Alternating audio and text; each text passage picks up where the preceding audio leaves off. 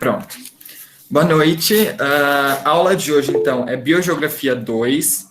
A gente vai continuar o que faltou das 10 vegetações da aula passada e prosseguir, então, com Biogeografia 2, pensando mais em uma escala mundo e também retomando e aprofundando as vegetações no Brasil, né? Enfim, que vai ser um arremate da Geografia Física. E na aula que vem, estou planejando uma aula de hidrografia para vocês, de água, é bem importante. Enfim, então, vou compartilhar com vocês.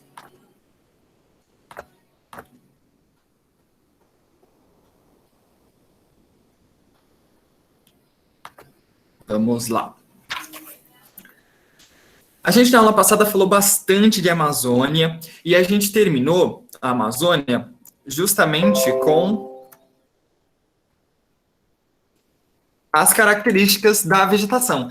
Para vocês verem como dá para ficar falando 1h30 sobre uma floresta sem falar da vegetação dela. Porque a vegetação, ela é um elemento geográfico, mas que está relacionado com muitos e muitos e muitos outros, né? O espaço geográfico ele é um complexo de vários fenômenos que se interligam, né? Então, mesmo para falar de uma floresta que pode se pensar no primeiro momento que é só falar de vegetação, a gente viu que dá para falar de muito mais coisas sem nem tocar nas qualidades características da vegetação em si. Mas, enfim, então, hoje eu queria passar, pelo menos em primeiro momento, as 10 vegetações, né? Continuando da primeira, que é a floresta amazônica, que eu trago os conceitos mais fundamentais para caracterizar essas vegetações. Bom, vamos lá então, né? É legal que esses três slides para vocês, que são as formações arbóreas, formações arbustivas, formações complexas, com esses nomezinhos, é a própria lousa do Aziz Absaber, que ele dava aula na USP, ele fazia esse esquema com essas palavras-chave. Então, é bem legal. Essa lousa eu aprendi com um professor que aprendeu diretamente com o Aziz Absaber. Então, é muito chique. Depois eu vou falar melhor do Aziz. Mas, então, as formações arbóreas, elas vão ser de grande porte, são as florestas, e que a gente já vendo aqui as nossas 5 vegetações, a gente tem tanto floresta amazônica quanto matas, né? Mata de Araucária, Mata Atlântica, Mata Caucásia, Mata Galeria. Qual a diferença de floresta e mata? Então, não tem uma distinção muito nas características, mas é mais na extensão e na quantidade de biodiversidade que se tem. Então, uma floresta, ela tem mais biodiversidade de fauna e de flora, ou seja, de animaizinhos e de vegetação e tal, né? De árvorezinhas, plantas, enfim, frutas, maior do que uma mata. Então, assim, não necessariamente causa muita diferença, mas, enfim, a gente acaba dando esses nomes pensando nas proporções, né? Uma mata atlântica, por exemplo, ela tem as mesmas características de uma floresta amazônica, só que a gente chama uma de floresta e outra de mata, porque a floresta amazônica, pelo amor de Deus, é uma coisa, tipo, gigantesca, monstruosa, que ocupa uma proporção continental, é a maior floresta do mundo, e em relação à Mata Atlântica, enfim, tem um desnível, né? A Mata Atlântica não ocupa tanto a floresta, tanta área quanto a floresta amazônica, né? Então, enfim, só ticando sobre essa diferença de floresta e mata que pode acabar surgindo. Mas vamos lá, um por um, vou comentando cada tópicozinho. Vamos lá, floresta amazônica. Quais são as 6 palavrinhas mágicas para vocês falarem tudo sobre a vegetação da floresta amazônica? Então, eu vou dar a característica e digo a palavrinha. É uma floresta com muita umidade, tem muita água ali, evapotranspirada pela vegetação, uma vegetação que joga água no céu, assim, muita, 1 trilhão de litros por dia de água. Então, é uma vegetação higrófila, não é uma hidrófila. Hidro é água, higro é umidade, então é higrófila. Fila vem de planta, vegetação higro, vegetação úmida. É uma vegetação, uma floresta com folhas muito grandes. Às vezes a folha chega a 3 metros, uma folha de árvore, do tamanho de maior que uma pessoa. Então, ela é uma latifoliada. Late é grande. Tipo, o que é um grande terreno? É um latifúndio. O que é uma grande pesquisa, né? Um doutorado? Ele vai ser chamado de lato sensu. O lato, ele sempre, nessa origem latina, ele sempre vai referir a algo grande. Então, a gente tem uma floresta latifoliada. Foliada, folha, né? Late, folhas grandes.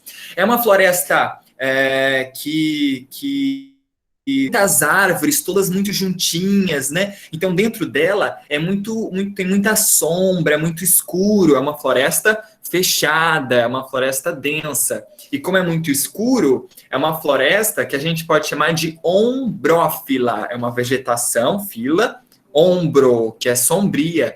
Por exemplo, sabe, esses sons ombro, ele sempre remete a sombras. A gente tem, por exemplo, no inglês, guarda-chuva é umbrella, porque faz sombra. Então a gente tem ombrófila, que é também sombra que a floresta faz, que a vegetação faz. É bem curioso, né? Tipo, não sei se já pararam para estudar sobre a origem dessas palavrinhas, mas, por exemplo, você tem cortar em português, Kurt em inglês, Katari em Punjab, né, que é a principal língua da Índia. Enfim, os sons, é muito curioso que quando as línguas elas se formam, eles se assemelham enfim, a gente às vezes encontra em culturas muito diversas palavras com os mesmos sons para referir as mesmas coisas. Porque, né, quando você corta alguma coisa, você faz um barulho de cut, cut, cut, enfim. Então a gente fala cortar, em inglês fala Kurt, Katari no Punjab, enfim. É bem curioso. Então esse ele sempre é um som que vai remeter em quase todas as línguas para a sombra. Enfim, é uma floresta que está o tempo todo, em qualquer época do ano, com uma vegetação bem, deixa eu aceitar, uma vegetação bem verde, com as folhas ocupando.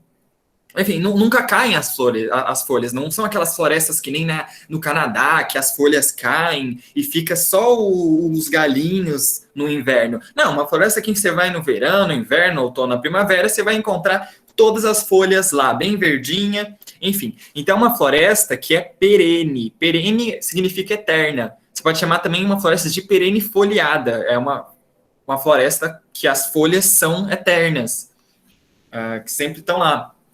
E é uma floresta, né, que é muito heterogênea, porque ela tem uma quantidade absurda de espécies. Em 1 km² de floresta amazônica, já encontrou 200 espécies de árvores. Isso não dá... toda a floresta da Europa, de todo o continente europeu, não dá 200 espécies praticamente. Então, é realmente impressionante a quantidade de diversidade da flora na floresta amazônica. A gente pode falar também de matas-galerias. Matas-galerias são justamente as matas que estão acompanhando os cursos de rios. E pode ser em rio, em lago, em lagoa.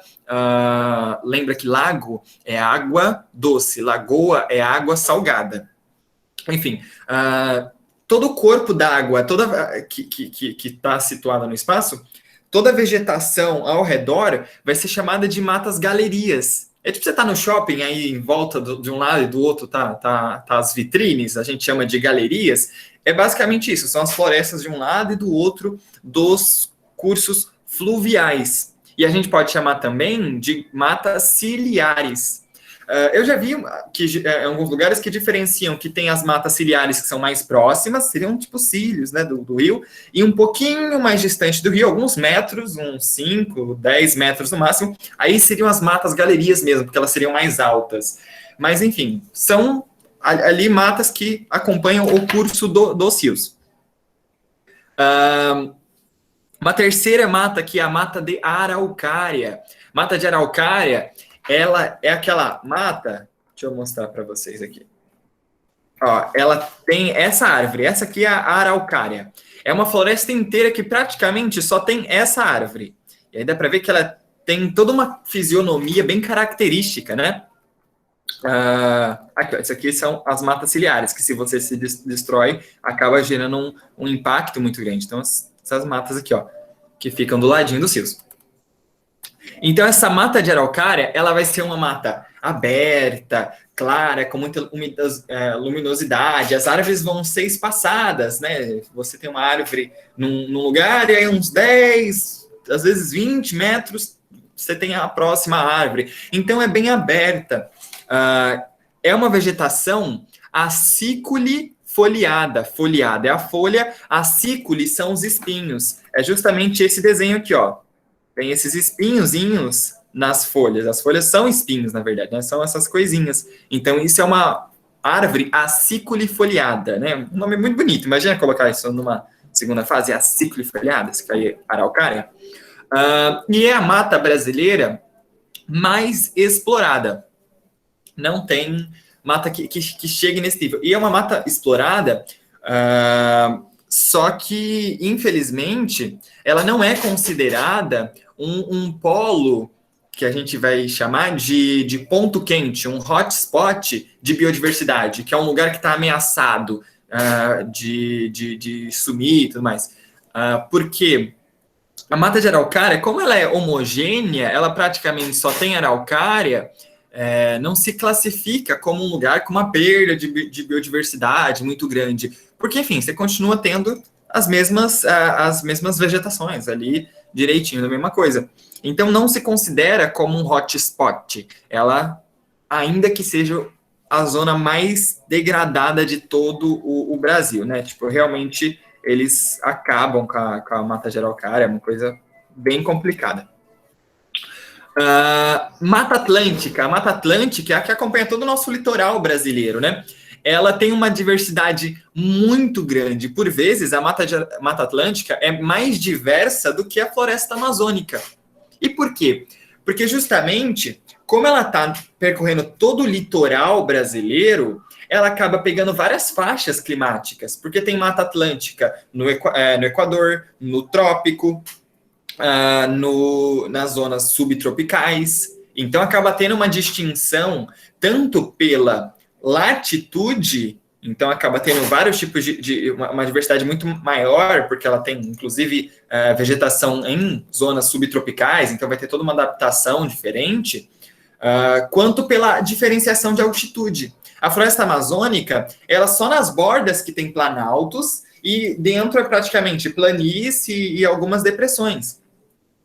Já a Mata Atlântica, você vai seguindo todo o litoral brasileiro, você já começa no sul, você tem planície, depois você vai ter planaltos e serras do Atlântico Leste e Sudeste, então você vai ter planaltos e serras, depois você vai ter, vai começar a ter planície, até chegar lá no Nordeste, quando a gente tem o Planalto do Borborema, que é outro planalto. Então, ela vai ter uma diferenciação de altitude também muito grande. Então, tanto pela latitude quanto de altitude, acaba gerando uma diversidade, por vezes, maior do que a floresta amazônica. Então, a Mata Atlântica, ela tem uma importância, assim, sem igual.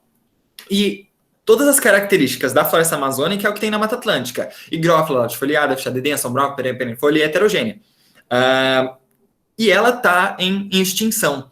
Ela é considerada um hotspot, que diferente da mata de araucária, por ela ter toda essa biodiversidade, ela é considerada uma zona ameaçada de extinção mesmo, né? A gente já não tem, se não me engano, acho que 60% da cobertura original da Mata Atlântica. Então, é realmente uma perca muito grande para o Brasil por conta da Mata Atlântica. Por fim, da última formação arbórea, a gente tem a Mata dos Cocais, que é uma mata que fica entre o Maranhão e o Piauí. Então, essa Mata dos Cocais, ela fica aqui, ó. Tá vendo esse roxinho aqui, ó? Zona dos Cocais? Ela fica entre o Maranhão e o Piauí. É uma zona de transição. Ela é entre uma vegetação que é próxima da Caatinga e uma vegetação que é próxima da floresta amazônica. Então, é um lugar que a vegetação está se conectando e acaba tendo uma variação e uma biodiversidade muito específica ali. Essas matas cocais vai ter muito coqueiro, palmeira, mas principalmente eu dou destaque para duas árvores, uma chamada babaçu e a outra carnaúba. Porque, por exemplo, você pega a carnaúba. A carnaúba, ela tem uma aplicação na indústria gigantesca. Ela se utiliza para cosméticos, para graxa, para lubrificante, para papel carbono. Então, é porque ela tem uma cera muito grande, muito densa e que produz com uma quantidade bem relevante. Então, essa carnaúba, ela tem uma ampla distribuição nas indústrias. Cerca de 200 mil brasileiros hoje trabalham com a carnaúba. Então, emprega uma quantidade de pessoas muito grande. Não sei se, principalmente as meninas que usam mais maquiagem, não sei se vocês já viram a maquiagem de vocês. Provavelmente, se ela for nacional, ela veio do Nordeste, porque ela vai ter sido utilizado carnaúba para fazê-la. A outra também tão importante quanto é o babaçu, porque o babaçu, ele vai ter um óleo muito viscoso e de uma qualidade muito boa. Então vai ser utilizado o babaçu para óleo de cozinha mesmo, vai ser utilizado para sabão, para fazer margarina. Então, quando a gente pensa no Brasil até a década de 70, não existia soja, não tinha óleo de soja, sabe? Você vai no mercado, tipo, tem uma prateleira gigantesca de óleo de soja. Soja no Brasil é uma coisa a partir da década de 70, porque grão como soja, milho, trigo, não é bom para ambientes tropicais. Então, o que acontece? Só com a tecnologia, com hibridação e depois com transgenia, que a gente conseguiu colocar grãos nos trópicos, inclusive, né, no caso do Brasil. Então, até a década de 70, tudo que você imagina de óleo, tudo que era frito, tudo que, sei lá, para fazer um bolo de cenoura, sabe? Se utilizava óleo do babaçu. Hoje em dia, como ele é um óleo bem viscoso, ele é mais utilizado ainda em mecânica, sabe? Para graxa e tudo mais. Mas até a década de 70 era utilizado o babaçu. E era bem caro, né? Tipo, você tem que trazer do Nordeste, tá? Lá de Maranhão ao Piauí, para, por exemplo, o Sudeste aqui, esse babaçu. Então, por exemplo, eu conheci uma vez uma senhorinha, né? A mãe de um tio meu, que é, enfim, ela uma senhora bem legal lá em Minas, tá? Minha família é toda de Minas, eu sempre visito lá. E aí, ela, por exemplo, ela é dessa época, né? Bem antiga já, e que não tinha dinheiro para ficar comprando óleo de babaçu, né? Então, por exemplo, uma vez eu fui almoçar na casa dela e ela fritou um ovo com água.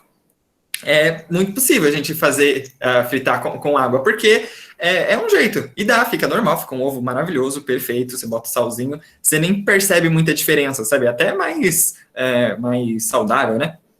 Mas, enfim, existem vários modos de se resolver, né, a falta do óleo, né? Por exemplo, utilizava muito mais banha de porco, né? Para poder fritar as coisas.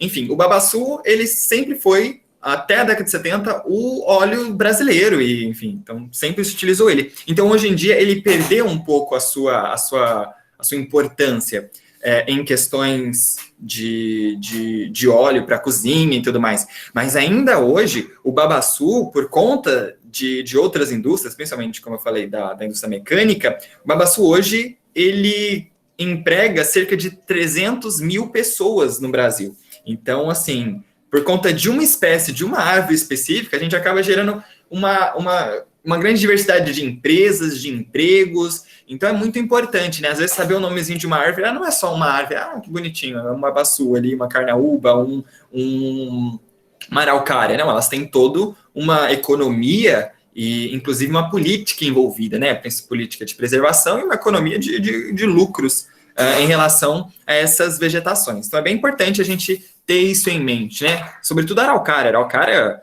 ela é a mais explorada porque a araucária é uma madeira muito boa para fazer móvel, para fazer armário, mesa, enfim, todo tipo de móvel. A araucária ela é muito boa para fazer, só que o problema é quando você desmata muita e, enfim, acaba não sobrando quase nada, né? Então é complicado. Professor, com licença. Eu entrei na hora que você estava falando no meio. Basicamente, todas essas florestas que você falou são formações arbóreas, né? E cada Uhum. tópico é uma característica da floresta, é isso? Isso. É uma floresta ou mata que é um pouquinho menos diversa e todas as características delas. Assim, as Ah, principais mesmo. entendi. Obrigado, professor. Desculpa aí. Imagina. Aqui, eu trouxe um mapinha, para vocês verem como é diverso o litoral brasileiro e por isso que a Mata Atlântica ela acaba tendo mais diversidade que a floresta amazônica. Porque vocês Professor, pegam. licença, será que você poderia dar um zoom na tela, por favor? Ah, beleza. É que eu fico saindo, mas tudo bem. Deixa eu ver como que eu faço. Aqui. Se a gente pega, então, todo o litoral brasileiro, a gente vai vendo uma diversidade muito grande. Aqui tem, por exemplo, a planície da Lagoa dos Patos. Aqui no sul do Brasil, a gente é um dos 10 maiores exportadores de arroz do mundo. A gente só. Todos os nomes são tipo: é Japão, é Coreia, é Vietnã, é Laos, Camboja. Deixa eu ver se eu lembro todos. Acho que a China, obviamente, Indonésia, aí vem Macronésia, Micronésia, enfim, e aí vem o Brasil como os maiores exportadores de arroz do mundo, por conta dessa planície da Lagoa dos Patos. Dá para ver? Ó, deixa eu ampliar essa imagem aqui, para vocês verem esse buraquinho, tá vendo? Tem um lago gigantesco aqui no Brasil. Então é ótimo para plantar arroz. Então a gente é um dos 10 maiores exportadores de arroz do mundo por conta desse lugar, que é lá de Pelotas, né? Tem toda uma história, desenvolvimento de Pelotas, não sei se vocês já ouviram, né? Porque, tipo, lá, desde o século XIX, que tem uma plantação muito grande de arroz, e lá em Pelotas, por conta de tanta riqueza gerada pelo arroz, desde o século XIX, muitos filhos dos fazendeiros tudo mais iam para fora, iam para a Europa para estudar, né? Tinham dinheiro, e aí voltavam meio gourmetizados, e tem toda uma história que até o Lula mesmo, ele já zoou, assim, uma coisa bem horrível, né? Porque tem toda uma piadinha de que o pessoal de Pelotas é tudo viado, uma coisa assim, bem grotesca, né? Bem nojenta. E até o Lula já fez piadinha assim, por conta da população de lá. Então, tem toda uma questão de mobilização cultural e social e até de higiene por conta da riqueza gerada do arroz lá, principalmente na cidade de Pelotas, mas por conta dessa planície da Lagoa dos Patos. Enfim, se a gente vai seguindo então no litoral, a gente vai encontrar aqui que é a depressão periférica. Então a gente encontra uma depressão, e a gente começa já aqui o Planalto e Serras do Atlântico Leste e Sudeste, então um monte de planaltos, e as serras, né, a Serra do Mar e a Serra da Mantiqueira, aí depois vem planície, enfim, aqui tem Planalto Borborema, aqui tem depressão, então enfim, a gente tem, aqui a depressão sertaneja, né, então a gente tem de fato uma diversidade de planalto, planície, depressão, né, numa descontinuidade muito grande, então gera uma diversidade muito grande na Mata Atlântica. Enfim, formações arbustivas. São as segundas, que são de médio porte. Tem uma árvorezinha, mas ela não é uma árvore gigantesca, né? A floresta amazônica, às vezes, tem árvore que chega a 30 metros, sabe? É um prédio de 10 andares. Já uma vegetação de médio porte, que são arbustivas ou herbáceas, elas vão chegar a uns 3, 4 metros, uma coisinha bem mais razoável. E a gente tem 3 principais aqui que a gente vai nomear aqui, no caso do Brasil, são as 3 brasileiras formações arbustivas.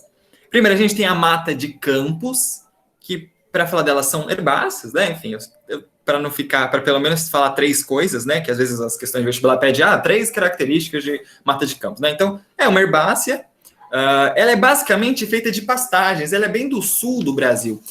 Então, é tudo grama, uma mata de grama. Deixa eu ver, alguém veio. E ela, no sul do Brasil, a gente tem uma quantidade de pecuária, ou seja, de bovinos, absurda. A gente tem uma quantidade absurda. A gente é o maior produtor de carne bovina do mundo. Né? A gente, às vezes perde para a Argentina, né? Um ano a gente ganha, outro a Argentina ganha, mas enfim. Principalmente porque no sul, como é mais frio, a gente tem um boi de uma raça europeia, que é a raça Hereford, né? Que é diferente daquele boi todo branco, que é menorzinho, que tem muito no Nordeste, que é o boi Nelore. Então, no Sul, a gente tem um boi que é maior, que é europeu, que gosta mais de frio. Então, a gente sempre teve, historicamente, há pelo menos 200 anos, uma pecuária muito forte. E ela é extensiva porque ela é em grandes áreas. Né? Não é a intensiva é aquela que você tem muita tecnologia, ocupa menos área, a carne tem mais qualidade. A extensiva não, você joga os boi lá no pasto e deixa eles lá pastando, cresceu, aí você vai lá e abate, né? Não vai ser uma carne tão boa, vai ser mais barata, inclusive, enfim, mas é uma produção grande também, né? Tanto a extensiva quanto a intensiva são produções altas, né? Tem uma grande produtividade. Só que a qualidade da extensiva é menor e a qualidade da intensiva é maior. E o Brasil, ele normalmente tem uma pecuária, uma agricultura, e também, né, que se utiliza esses mesmos nomenclaturas, que é chamada de semi-extensiva ou semi-intensiva, que é assim, é um pouquinho dos dois, né? A gente tem tecnologia, mas também a gente utiliza uma área grande. Tem carne que tem qualidade, tem carne que não tem tanto, então a gente tem uma variedade bem grande no Brasil de pecuária e agricultura, né? Então a gente tem uma chamada semi-intensiva. Enfim, então, mata de campos, isso.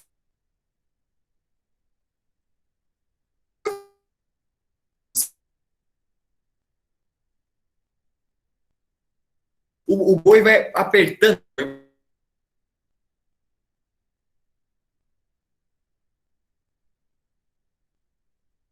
o solo, então ele compacta o solo. E aí, areia, assorear, criar areia. Então, hoje em dia, você vai em muitos lugares do Rio Grande do Sul, principalmente no sul, que é onde fica a mata de campos, você encontra esse solo.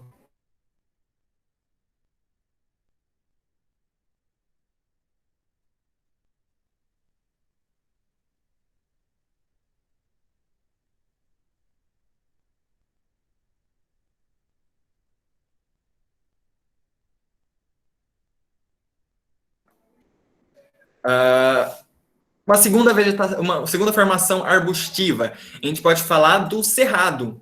Cerrado pro Brasil e pro mundo a gente chama de savana. Professor, Oi. seu áudio deu uma travada por um bom tempo. Pera, eu acho que melhor eu não...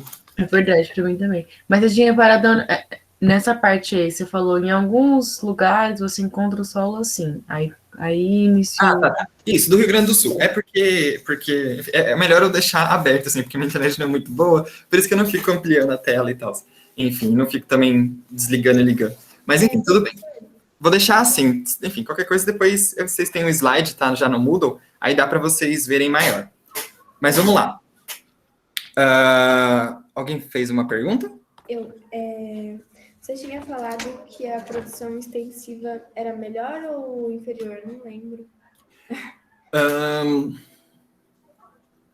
Depende. Você gosta de uma coisa mais barata? Então a extensiva é melhor para você. Se você gosta de uma coisa com mais qualidade, mas vai ser mais cara, então a intensiva é melhor para você. Então a questão é que a extensiva, ela é assim, você joga os boi lá, enfim, de boas, quando eles cresceram, você vai lá e abate. Não vai ser uma carne tão boa, não tem muita tecnologia, mas é mais barata.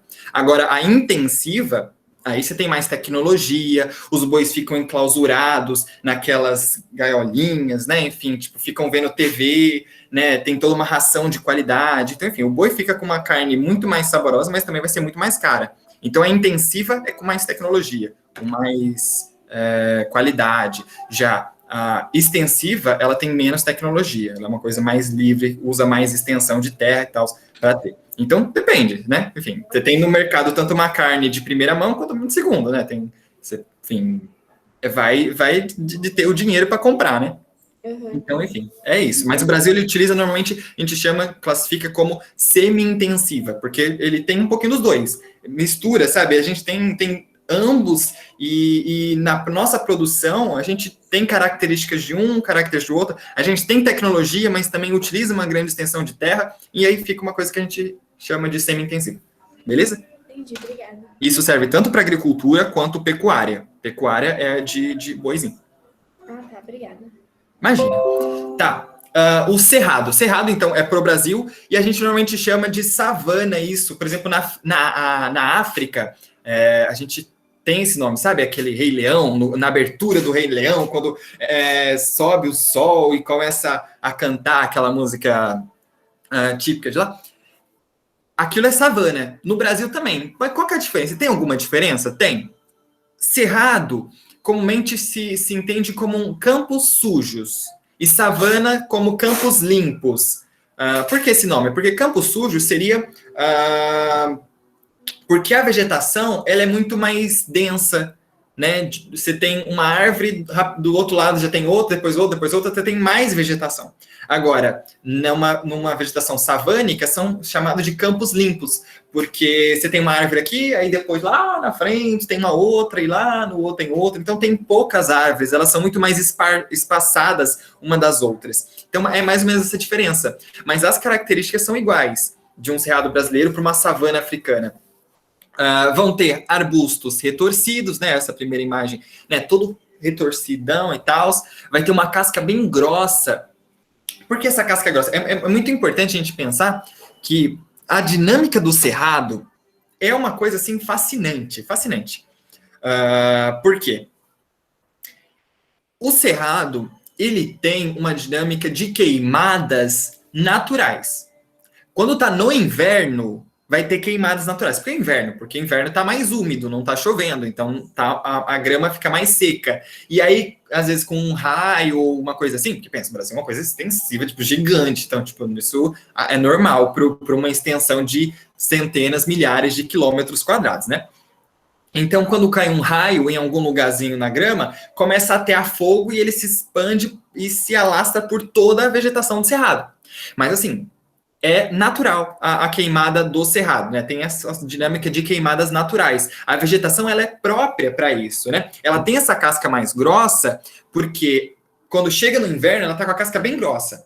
E aí, inverno, começa as queimadas, e aí passa o fogo em cima delas. E aí ela fica preta, que nem um carvão. Você acha que, nossa, a vegetação parece que morreu. Só que, quando termina o inverno, ela abre e descama toda essa casca grossa dela. E aí você vê o caule, assim, o interno dela fica verdinho, uma coisa muito bonita. E aí chega a primavera no cerrado. Então ela tem essa casca grossa, mas ela é uma adaptação às queimadas naturais. Mas é claro, não tem só queimada natural, né? O problema é quando tem mais queimada do que ela aguenta. Porque vai jogando queimando, a casca já saiu, e aí na primavera continua queimando. É óbvio que ela não vai aguentar. Então, ela tem uma dinâmica de queimadas naturais, só que o problema é quando a gente vai lá e ateia mais e mais fogo para poder destruir ela e plantar em cima, né? O cerrado, ele tem raízes profundas e é uma característica importantíssima, não é profunda tipo um pouquinho só. Ela realmente se caracteriza como uma floresta que chega às raízes a ter 10, 15 metros de profundidade, sabe? Anda 15 metros, depois pensa isso para baixo. É muita, você vai puxando assim as raízes para fazer campo, você vai puxando a raiz e fica lá puxando um maior tempo, porque é muito grande. Chega ao nível de muitas... A vegetação ela é de médio porte, então ela tem uns 3, 4 metros de altura, mas as raízes chegam a 10, 15 metros. Então chamam muitas vezes o cerrado de a maior floresta invertida do mundo, porque se você virasse de cabeça para baixo o solo, você teria de raízes uma verdadeira floresta ali interna ao solo. Então é muito bacana, né? Eu tenho essa foto aqui que eu acho bem legal para vocês terem essa noção, né? Que a raiz cresceu ali do ladinho nesse talude, né?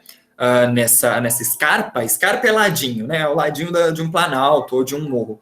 Então nessa escarpa, enfim, olha só, cresceu, olha o tamanho. É maior do que a árvore, quase o dobro de tamanho, né? Imagina que a árvore está lá na frente, então tem uma raiz que vai até chegar aqui, é gigante. Uma questão importante do solo do cerrado, e que essa vegetação é adaptada, é que o solo é muito pobre, ele é ácido. Por isso que a raiz é tão grande, porque tem muita chuva, e aí a chuva vai levando todos os minerais, todo o nutriente que ela precisa para viver, e fica lá no fundo, lá embaixo, a 10, 15 metros. Por isso que a raiz tem que chegar lá, porque o solo é muito pobre, é muito ácido. E aí, eu faço uma pergunta importante, né? A Cerrado é a floresta de ponta cabeça, né? Enfim, é o nome que eu utilizo. Beleza. Se o nutriente está aqui embaixo, a primeira plantinha, uma plantinha que acabou de nascer no cerrado, né? Acabou de nascer. Se aqui na superfície não tem nutriente, como é que ela cresce até um dia a raiz chegar lá embaixo? Então, é muito curioso que, primeiro, a semente do cerrado, ela só abre, né? A árvore cai as sementinhas no chão, ela só abre quando passa fogo por cima. Se não passar fogo, a semente pode ficar anos, décadas, às vezes, lá paradinha, mas tem que passar fogo por cima e aí ela se abre. E aí começa a germinar. Só que a questão é que, lembra que a casca é grossa e a casca descama? Então, a casca ela é muito mais densa, né? Então, ela vai se degradando, mas ela é muito maiorzinha do que os minerais. Então, aqui no solo, ele tem uma certa quantidade de minerais proveniente das cascas que foram deterioradas. Então, a plantinha vai crescendo com os nutrientes das cascas que caiu, até onde ela chegar aqui embaixo, e aqui embaixo sim tem nutriente, né? Porque, enfim, aqui no fim você só tem aquífero, enfim, porque que é o lençol freático. Então, é mais ou menos essa dinâmica. Também legal, né? A floresta de cabeça para baixo. Professor, com licença. Oi. Então, quer dizer que, tipo, a floresta do Cerrado, além dela se adaptar para conseguir suportar as queimadas do inverno, ela necessita das queimadas do inverno para germinar? Então, tipo, ela se adaptou para conseguir suportar aquilo, ela precisa daquilo para, tipo, prosperar, é isso, basicamente? Isso, perfeito. Exatamente. É toda uma dinâmica própria ali, que ela, com milhares, milhões de anos ali, foi se adaptando. É isso. Perfeito. Aqui, ó, por exemplo, aqui, ó, a árvore está crescendo aqui no cerrado, e aí ela tem uns nutrientezinhos por causa da casca. Aí uma hora ela chega até, chegou aqui onde tem nutriente. Né, que são os horizontes, né? Já ouviu falar do horizonte A, B, C do solo? Enfim, é importante. O A é onde tem a zona mais orgânica, né? Aqui tem mais nutriente, porque acabou de cair folhas, então está se degradando. Horizonte B e horizonte C, né? Pode ter até um horizonte D, enfim, são etapas do solo que a gente vai classificando, né? Enfim. E a caatinga. Pelo amor de Deus, gente, escrevam com 2 As, não coloca caatinga, caatinga é mau cheiro, é caatinga. Tinga é mata, Ca é branca, então a mata branca. Não, você coloca no vestibular caatinga, acabou, é assim, sem dó nem piedade, tá errado. É caatinga. Que no mundo, né, em outros lugares do mundo, se chama estepe, que é essa vegetação do semiárido, né, que fica nas bordas dos desertos. Então, é uma vegetação que ela é estépica, que é o nome para essa vegetação, né? Que tem espinhos, ela é menorzinha, enfim. Ela é arbustiva, né? Enfim, obviamente, né? É uma formação arbustiva. Ela é xerófila. Cheiro é água armazenada. Então, ela é uma vegetação com água dentro. Então, enfim, os cactos e tal são xerófilos. Ela, então, armazena água e tem espinhos, né? Todo mundo conhece um cactozinho, já viu, né? Tem que tomar cuidado para não colocar muita água para não afogar ele. Enfim, é curioso que a gente, na nossa caatinga brasileira, a gente tem o único deserto do mundo adaptado a semiárido. A gente tem um exército inteiro adaptado para isso, né? Para viver no semiárido. Então, curioso, né? O exército brasileiro, né? Ele tem que se adaptar a toda uma biodiversidade muito grande, né? Enfim, é claro, o exército brasileiro, o exército brasileiro, ele tem lá seus problemas, mas enfim, o exército é importante para todo o país. O problema é quando ele entra no poder, né? Poder e militar não combinam. Enfim.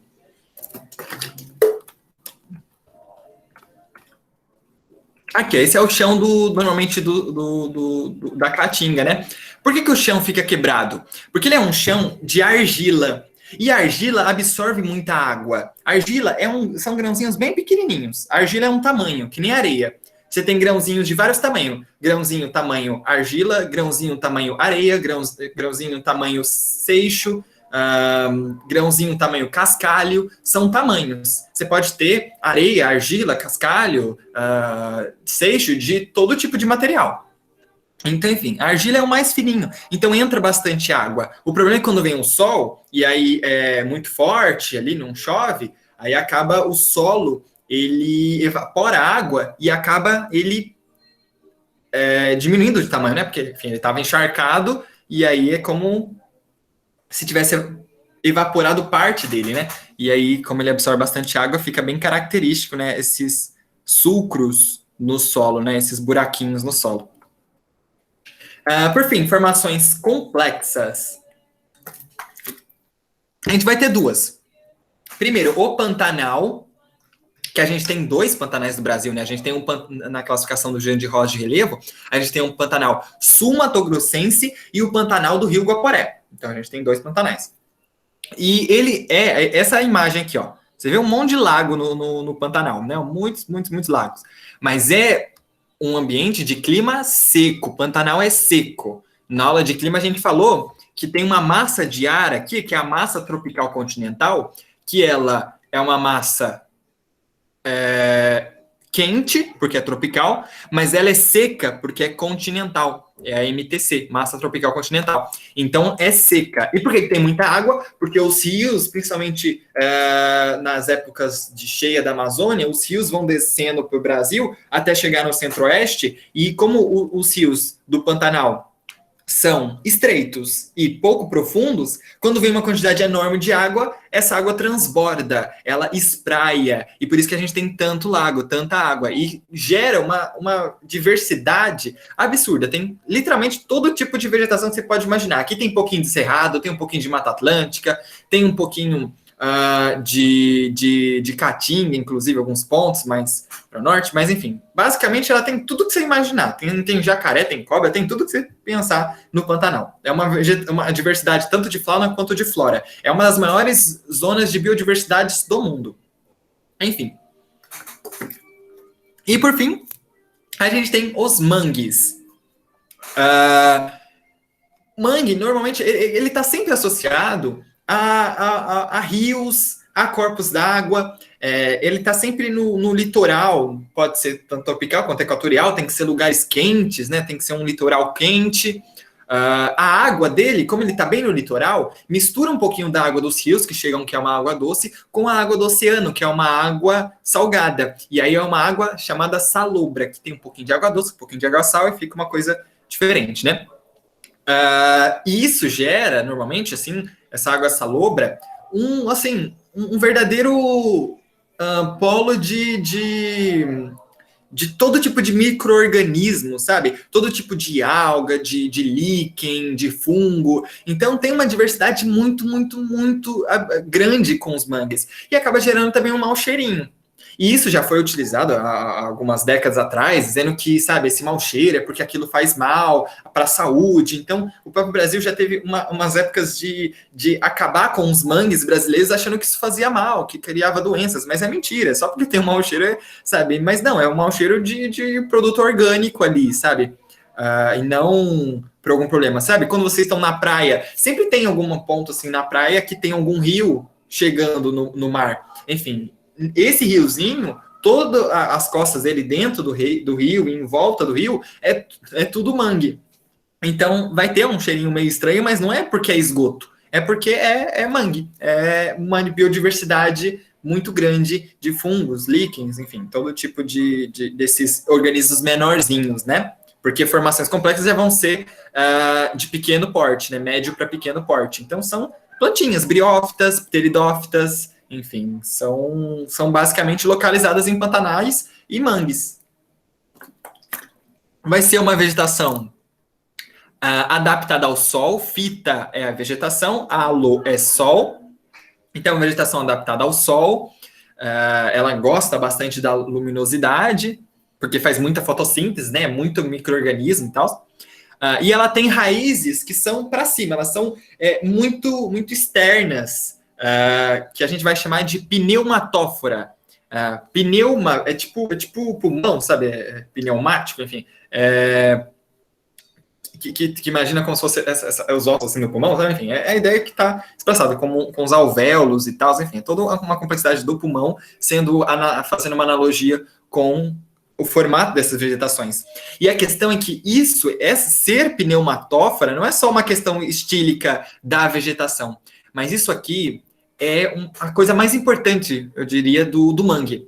Por 2 motivos. Primeiro, com essas raízes aéreas, o mar não consegue avançar tanto, porque ela está segurando o solo, então não deixa o mar, nem o lago, nem o rio, rasgar e perfurar tanto o solo, então ele não avança. E até uma barreira física mesmo. Está vindo uma onda, bate nessas raízes e a onda quebra. Então não avança para o litoral. Então quando você tira o mangue, uma das primeiras coisas que acontece é um avanço do mar e acaba gerando alagamento, enchente, enfim, porque não quebra a onda, não tem isso.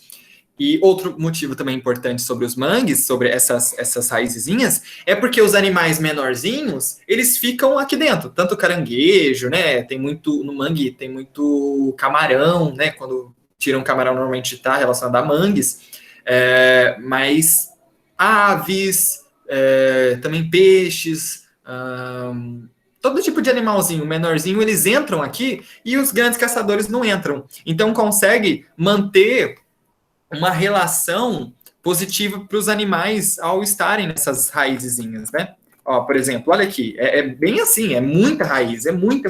Então o mar não quebra, o mar não avança, os bichinhos ficam ali dentro. Então gera uma biodiversidade não só de plantinhas, de vegetação, briófitas, pteridófitas, sobretudo, mas também de fauna, de animais que vão sendo utilizados aqui, tanto aquáticos, quanto aéreos, quanto terrestres. Então é realmente importantíssimo os mangues, né? E também, só uma outra questão importante para falar, é que o solo do mangue, ele é bem lanoso, né? Tem muita lama. Por isso que normalmente, vocês já viram no litoral, quando fazem prédios, condomínios, assim, bem na beira da praia, o prédio ele tende a inclinar. Você vai para Santos, por exemplo, tem uns prédios que, assim, é absurdo. Vocês já viram? Tipo, sei lá, você coloca a garrafa na mesa e a garrafa começa a andar, porque ela está inclinada, o prédio está inclinado, porque está afundando, porque você colocou um prédio em cima de uma área que antigamente era um mangue. Então, ela tem um solo que absorve muita água, ele absorve essa umidade, e, enfim, é um solo muito mais argiloso. Então, é bem complicado, né? A gente tem muitos problemas de construções em cima dos mangues que, enfim, estão rachando, quebrando, é complicado. Enfim. Professor, Oi. licença, você pode explicar, por favor, de novo, como que o Pantanal transborda? Tá. Então, a floresta amazônica, ela tem uma quantidade de água absurda nos rios, na evapotranspiração que as árvores jogam para o céu, de umidade, enfim, então tem muita água na Amazônia. E, sobretudo, no verão da Amazônia, né? Que aí vai chover mais ainda, os rios vão ter mais água ainda, vai ter muito mais alagamento na floresta amazônica. E os rios, eles vão sendo escoados, eles vão vindo em direção aqui para o centro-oeste brasileiro, porque não dá para, né, eles não vão para o lado do Pacífico, porque aqui tem os Andes, então é muito mais alto. Então eles vão contornando aqui os Andes e vindo para o centro-oeste brasileiro. E aí quando chega nesse centro-oeste brasileiro, deixa eu trazer aqui, eu tenho um mapinha. Aqui, esse aqui, mapinha. Quando chega aqui no centro-oeste brasileiro, acaba tendo uma quantidade tão grande de água que transborda. E aí, esse transbordar são os lagos do Pantanal. E com esses lagos acaba gerando uma biodiversidade muito grande. Entendeu? Então, é pela quantidade de água da floresta amazônica. Tudo é culpa da floresta. Obrigada. Imagina. Vamos lá. Então, enfim, essas foram as 10 vegetações que eu queria ter falado com vocês para encerrar a aula passada, que são as formações arbóreas, as formações arbustivas e as formações complexas. A gente falou de 10 vegetações e que elas, ainda que eu esteja recortando para o Brasil, elas estão associadas às outras vegetações do mundo. É importante vocês terem em mente que todas as vegetações nas mesmas latitudes, todas as vegetações nas mesmas latitudes são semelhantes. Então, por exemplo, no Equador, a gente vai ter tudo floresta equatorial. Tanto a gente tem a floresta amazônica aqui na América do Sul, vai ter a floresta congolesa na África, a segunda maior floresta do mundo. A gente vai ter as florestas equatoriais da Indonésia. Todas vão ser higrófila, latifoliada, fechada de denso, ombrófila, perennifolia e heterogênea. Porque estão nas mesmas latitudes. Quando a gente chega nos 30 graus, por exemplo, os 30 graus, se a gente tem um deserto do Chile aqui, não tem um deserto no sul do Brasil por causa da umidade da Amazônia que faz chover aqui, mas a gente tem deserto do Atacama no Chile, deserto do Kalahari, deserto da Namíbia no sul da África, deserto da Austrália, deserto australiano, tudo no trópico aqui de Capricórnio, enfim, tudo nos 30 graus sul. Nos 30 graus norte, a gente também vai ter, porque é um espelho, né? A gente também vai ter deserto do Novo México, deserto dos Estados Unidos, aqui o grande deserto do Saara. O deserto do Saara é maior do que o Brasil. O Brasil tem 8,5 milhões de quilômetros quadrados, o deserto do Saara tem 10 milhões de quilômetros quadrados. Tem um deserto arábico, o deserto de Gobi, que é um pouquinho mais para cima por causa das monções asiáticas, e aqui tem a Cordilheira do Himalaia, enfim. É uma coisa mais específica ali, mas tem um deserto aqui próximo também dos 30 graus. Então, as situações são muito semelhantes. Então, se a gente está falando de um cerrado aqui no Brasil, na mesma latitude, na África, é onde vai ter a savana. Se a gente está falando de um... Vamos pensar...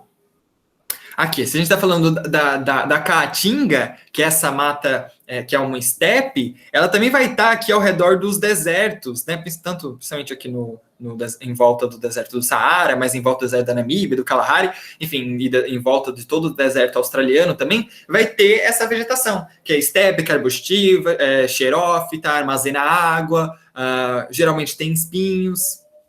Então, isso vai estar em todas as latitudes. Então, eu falei bastante do Brasil, mas expandam isso para todo o mundo. E é isso que a gente vai se ater um pouquinho aqui.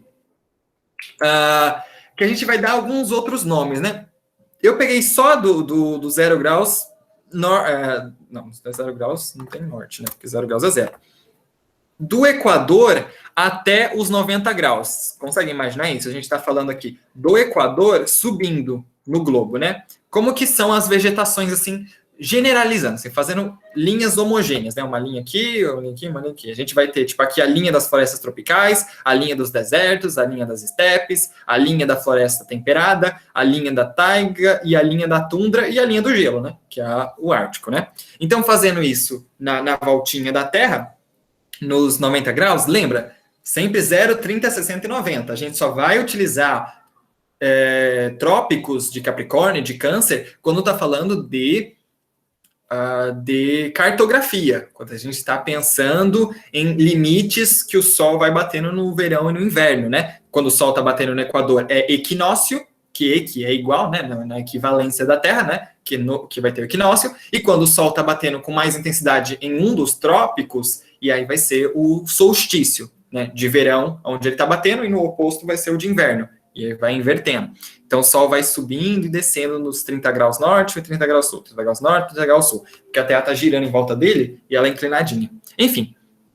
Mas, vamos lá. Vou começar aqui do Equador até chegar no Polo Norte, tá?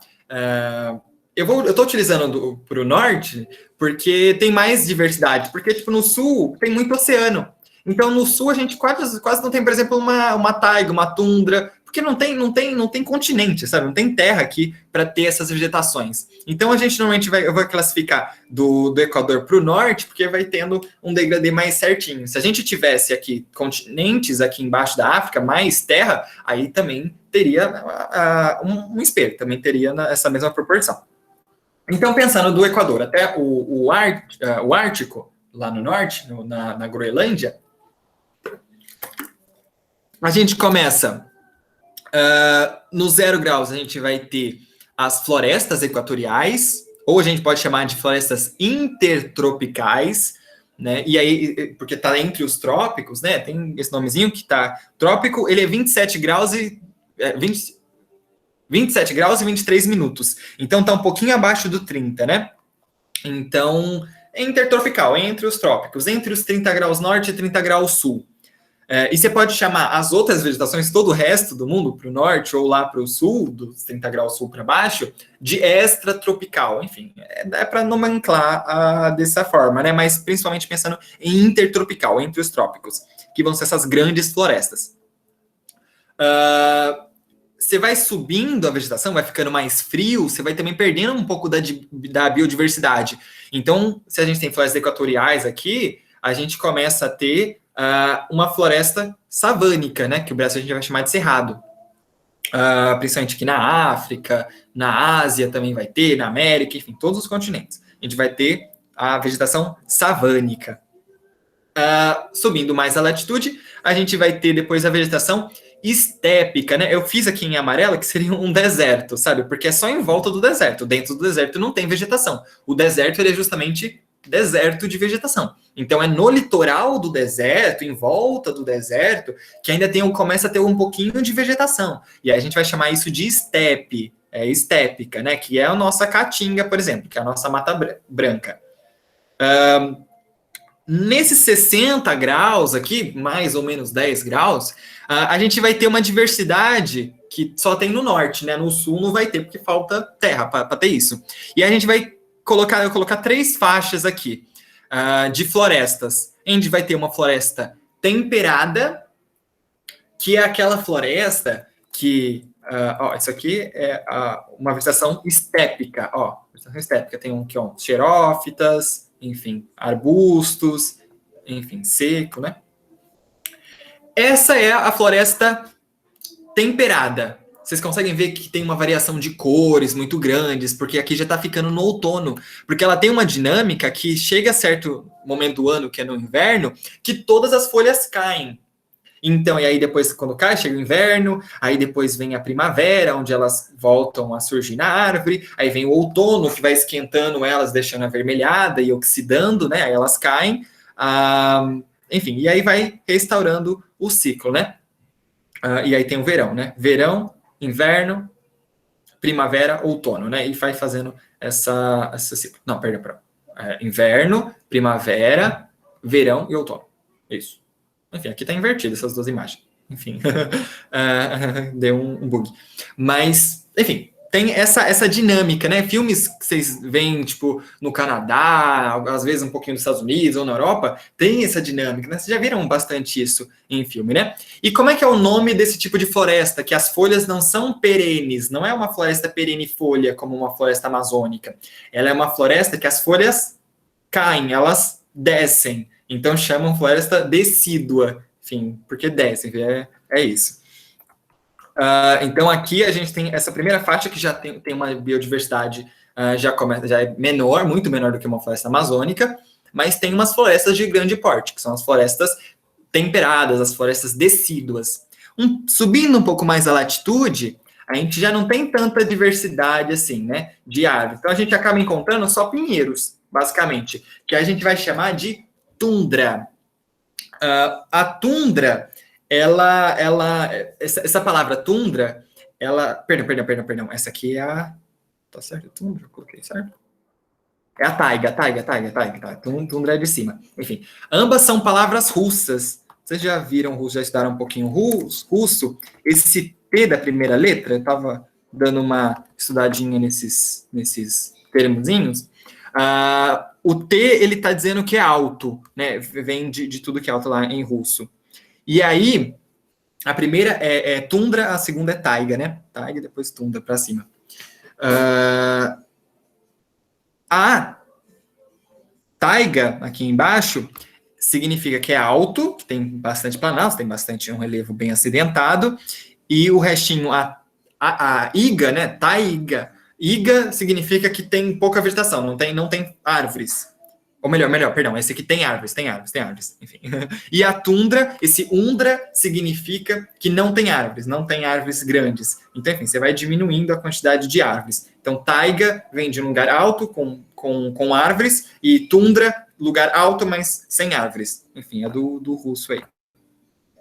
Enfim, então, taiga, então ela vai ter árvores, e vai ser umas árvores que elas são os pinheiros. Então, eles parecem um cone, né, um conezinho. Então, normalmente se chama essa floresta de conífera, é uma floresta conífera, é a taiga.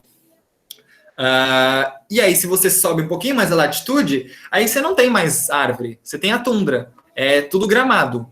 Aí fica tudo planície e gramado. Então, se isso aqui é a taiga, se você sobe mais um pouquinho, né, um pouquinho de taiga, ó, você já começa a ver lá para cima, já não tem mais nada de árvore, é tudo graminha. Aqui é um pouquinho de taiga, ó, taiga. Aqui, ó, aqui já é tundra. A tundra, ó, praticamente tem grama aqui, ó. A grama tá só toda marronzinha, não dá nem para notar direito, porque já começa a ter gelo, porque mais alto que isso é puro gelo. São os desertos frios, né? São as calotas polares. Só que tem momentos no ano que é muito bonito, porque essa grama, ela muda de cores, né? Porque ela é parecida com a floresta temperada. Então, ela fica toda colorida, sabe? Com umas imagens assim, bem bonitas, né? Você tá mais ao norte, claro que vai ficando mais gelado, né? Aí ela fica vermelha, em vários tons e tal. Enfim.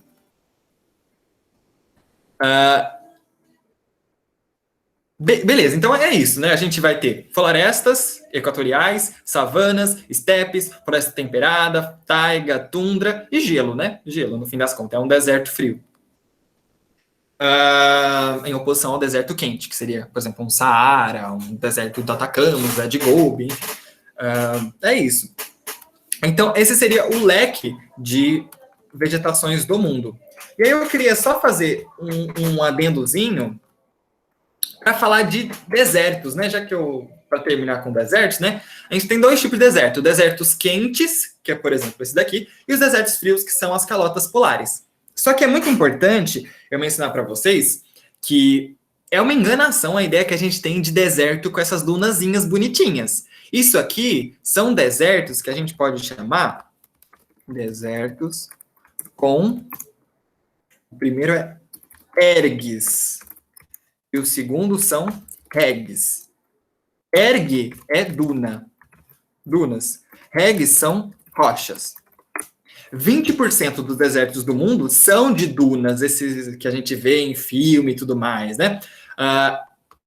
Praticamente 80% dos desertos do mundo é isso aqui, é rocha. Isso é deserto. Isso é um deserto do Saara, deserto dos Estados Unidos, a maior parte é isso aqui. Isso aqui é os filmes de Velho Oeste, por exemplo, que tem bastante, né? Aí você imagina a bolinha de feno andando. Enfim, isso aqui é um deserto. Só que é um deserto de regs e não de ergues, não são de dunas. Só um adendo que eu queria comentar sobre essas dunas, que é interessante, é que vocês já estudaram, né? O Rover deu uma aula bastante legal de intemperismo e erosão, né? E se a gente tem um lugar todo rochoso, né? Essas rochas aqui, elas vão sofrendo muito intemperismo físico. Por conta de que, né, o deserto tem uma alta amplitude térmica. De dia faz 40, 50 graus, de noite fica menos 10, menos 20 graus. Então vai esquentando, esfriando a rocha, então ela vai ter uma dilatação térmica que vai fazendo ela se quebrar. Então todos os desertos, eles tendem a fazer dunas, né? E é muito interessante que isso aqui é uma forma mais acabada de um deserto muito, muito intemperizado, pelo intemperismo físico. E é muito curioso que se você está no meio do deserto, você acha que é um lugar silencioso, imagina, você ouve uns barulhos que parecem uns barulhos de tiro, assim, de umas metralhadoras, que são as rochas que estão se quebrando. Então, você está num deserto, você ouve, assim, quase que o tempo todo um monte de barulho, porque são as rochas, principalmente embaixo dessa areia, que estão trincando, ou até essa própria areia aqui, quebrando pela dilatação térmica e ficando com grãos cada vez menores. Então, é realmente, assim, um barulho gigantesco no deserto, com uns... assim, que estão tudo quebrando, por causa do intemperismo físico. O deserto, ele não é... ele é deserto de vegetação, mas não de pessoas. Existem, por exemplo, os beduínos, que são viajantes do deserto, né? Por exemplo, os Tuareg, na África, são muito famosos, é uma das maiores comunidades nômades do mundo. E esses beduínos, eles têm essa roupa típica e tal, né? Mas, poxa, o lugar é muito quente, por que você usa roupa, né? Isso já foi questão, principalmente de física, né? Com interdisciplinar de geografia, que é assim, quando a gente utiliza um agasalho para se esquentar, é porque ele não faz a gente perder calor. Mas quando você usa também um agasalho, ele também impede da gente receber calor. Então, você usar essa roupa fica melhor do que se você não usar, porque aí vem o sol e você fica esquentando, você vai absorvendo o calor. Você coloca a roupa, ela te impede, ela te isola tanto do frio quanto do calor. Então, enfim, tem todas essas roupas. E algumas comunidades tuaregues mais antigas ou mais conservadoras, eles usam essa roupa para a vida inteira. Eles nunca tiram. Nunca. Nasceu ali, criancinha, já coloca a roupa e não tira isso aqui nunca. Enfim, né? Não dá para beijar um tuareg, então, porque, enfim, ele com certeza tem essa dinâmica de tampar todo o rosto, né? Fica só o olhinho. Deixa eu ver mais alguma coisa. E um bônus, né? A gente tem na África, a gente tem o maior deserto do mundo, que é o deserto do Saara. O que significa Saara? Você sabe o que significa Saara em árabe? Significa deserto. Quando a gente fala deserto do Saara, a gente está sendo redundante, está falando deserto do deserto. Enfim, deserto do Saara significa deserto, é um lugar seco em árabe. E aí, no litoral do deserto, né, aqui em volta do deserto do Saara, a gente tem uma região chamada Sahel, que é uma região estépica, tem uma certa vegetação, né? Sahel significa em árabe litoral. Então, é o litoral do deserto, é o Sahel do Saara. Então, essa vegetação ela é muito importante, porque se você desmata o Sahel, o que acontece? O deserto aumenta. E como a África, principalmente nos países subsaarianos, embaixo da Saara, são muito mais pobres, né? Nigéria, República Central do Congo, Sudão do Sul, Etiópia. Sudão do Sul é o país mais novo do mundo, né? 2014 ele surgiu por causa de conflitos, que era só Sudão, e aí em 2014 surgiu, 2011 ou 2014, enfim, surgiu esse Sudão do Sul, porque, tipo, a maioria do Sul é de população negra, o Sudão é de população branca, e tem um verdadeiro genocídio dos brancos contra os negros, principalmente porque tem muito petróleo no Sul. Só que, mesmo fazendo uma divisão de países, criando 2 países, o petróleo está aqui no Sudão do Sul, só que os dutos para escoar para o Mar Mediterrâneo ou o Mar Vermelho, eles passam pelo Sudão. Então, a população do Sudão do Sul, eles têm maior petróleo, enfim, conseguiu, felizmente, depois de tanto problema, ter um próprio país, só que não consegue mandar o petróleo sem ter que pagar absurdos e perder muito dinheiro por conta do Sudão.